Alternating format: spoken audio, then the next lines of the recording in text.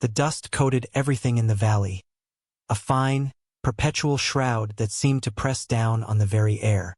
It clung to Alara's skin, her ragged clothes, the few strands of hair escaping the knot at the back of her neck. Days had bled into nights, each one a numb echo of the last, marked only by the gnawing ache in her gut and the phantom weight on her wrists. She moved like a creature unsure of its limbs, wary of every rustle of dry grass, every distant bird cry. The world was vast and indifferent, a brutal expanse under an uncaring sun. Her past was a shadow she couldn't outrun, a memory of walls, of eyes that judged, of hands that were not kind. She had fled, propelled by a desperate, primal urge, but freedom felt less like liberation and more like being cast adrift in an ocean of unforgiving scrubland. Thirst was a constant companion, a dry, burning reminder of her vulnerability. She stumbled towards the faint scent of water, her boots scuffing against loose rock. The sun beat down, relentless, blurring the edges of her vision. A shape coalesced in the distance, a horse, tethered near a small, weathered cabin tucked against a low rise. Her heart hammered, a frantic bird against her ribs. Instinct screamed retreat, but her body refused, a traitor to her fear. She needed water. She needed rest that wasn't stolen under the cold gaze of stars. As she drew closer, a man emerged from the cabin. Tall, spare, framed by the open doorway. He paused, observing her with an unnerving stillness. His face was shadowed by the brim of his hat, unreadable. He made no move towards her, no welcoming gesture, but neither did he seem overtly hostile, just watchful. Alara froze, ready to bolt, her muscles coiled tight. But the man simply stood, a silent sentinel. The silence stretched, taut and heavy. It was different from the silences she had known, those filled with menace and the anticipation of pain. This was merely empty, waiting. Hesitantly, she took another step, then another. Her legs trembled. She was close enough now to see the lines etched around his eyes, the set of his jaw. He looked as weathered as the cabin itself. Not gentle, not kind, but perhaps not cruel. A different kind of unknown. She stopped a few yards away, unable to speak, her throat thick with dust and fear. She just looked towards the water trough by the cabin wall. The man followed her gaze, then back to her. He didn't say a word. He turned slowly and went back inside the cabin. Alara's breath hitched. Was he getting a weapon? Was he dismissing her? Her hope, fragile as a spiderweb, threatened to snap. But then he reappeared, not with a rifle, but with a dented tin cup. He walked deliberately to the trough, dipped the cup, and held it out towards her. He still said nothing.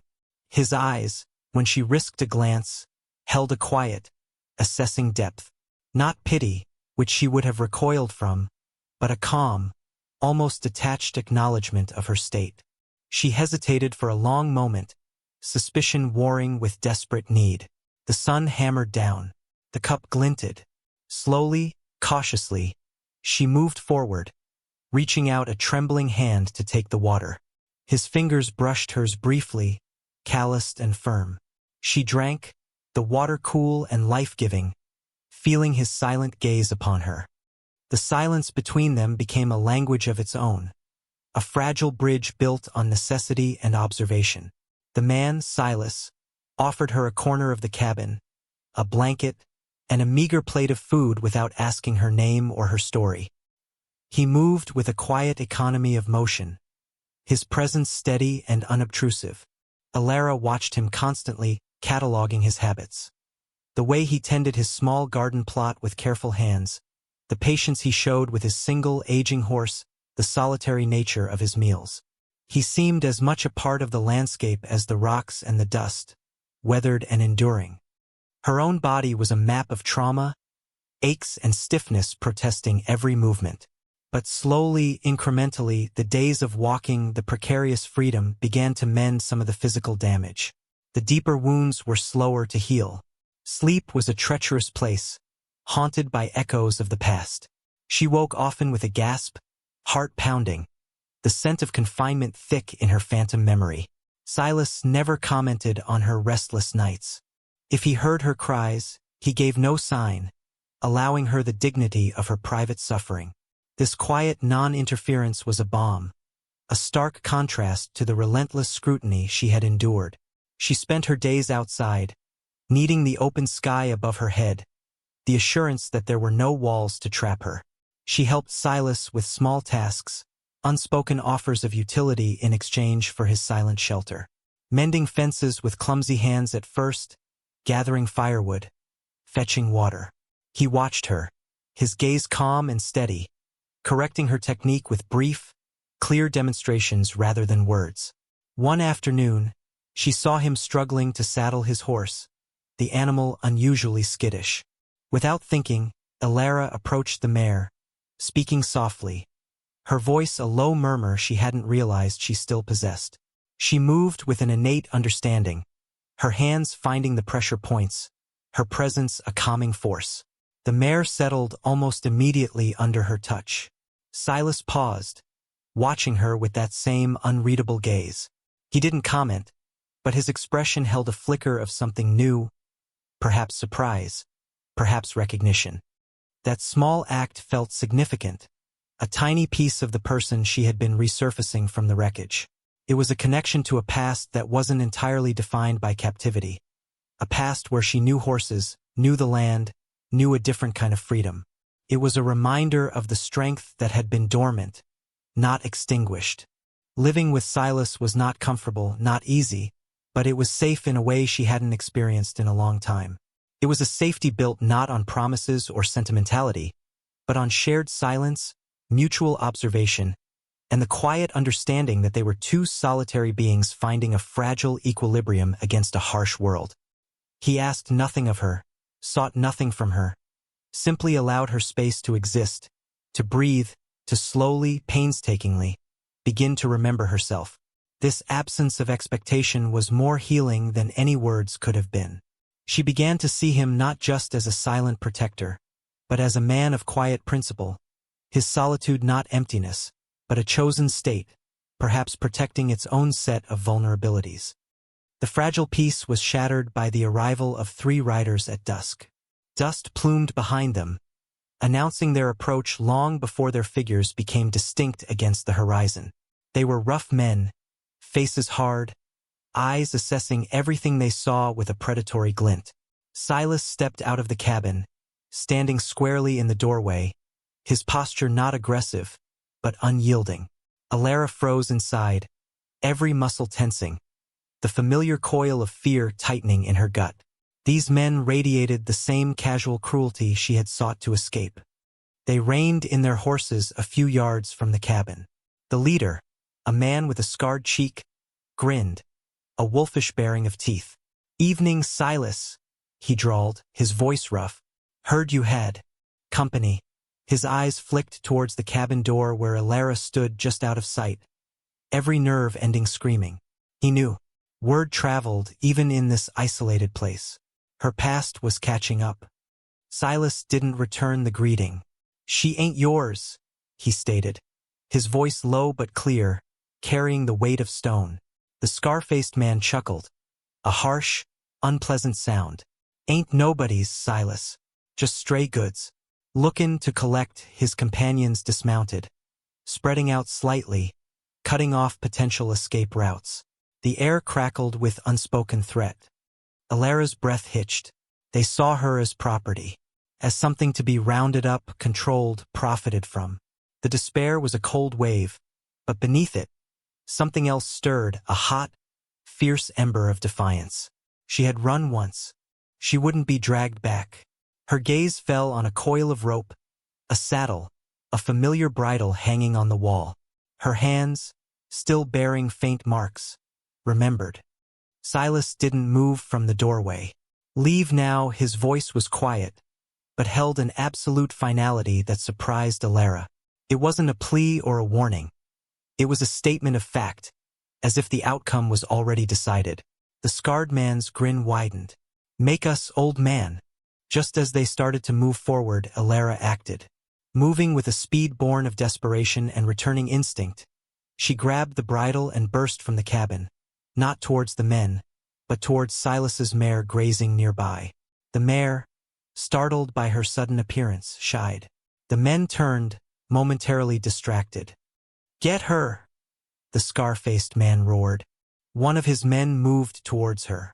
But Alara was already calming the mare, slipping the bridle over her head with practiced ease. It was a small, simple act, yet in that moment, it felt like reclaiming a part of her soul. Silas, seeing her move, didn't hesitate. He drew the worn rifle that had been leaning just inside the doorframe. He didn't raise it high, didn't make grand gestures. He simply held it steady, aimed not at the men, but at the ground between them and his cabin. "Last chance," he said, his voice steel wrapped in calm. The scar-faced man paused, assessing the situation. Silas's stillness, Alara's unexpected move towards the horse, the quiet certainty in the air. They hadn't expected resistance, not like this. Not from the quiet rancher, and certainly not from the stray goods. There was a dangerous competence radiating from Silas, a preparedness that went beyond mere bravado. The moment stretched, thick with tension. The men exchanged uncertain glances. The scar-faced man's grin faded. He spat on the ground. "This ain't over," he snarled, but the threat felt hollow. He turned and remounted his horse. His companions followed suit, casting venomous looks towards the cabin. They rode away, swallowed by the twilight and the dust. The silence returned, but it was different now. It was heavy with the aftermath of confrontation, the adrenaline slowly draining away. Alara stood by the mare, her chest heaving, the bridle clutched in her hand. Silas lowered the rifle, his gaze meeting hers across the space between them.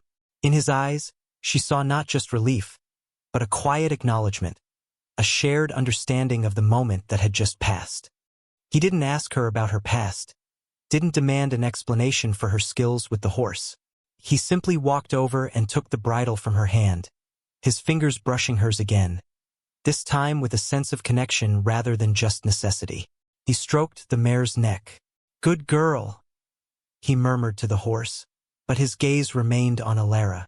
It was a quiet compliment, a recognition of her quick thinking, her instinct. In the following days, the atmosphere around the cabin shifted subtly.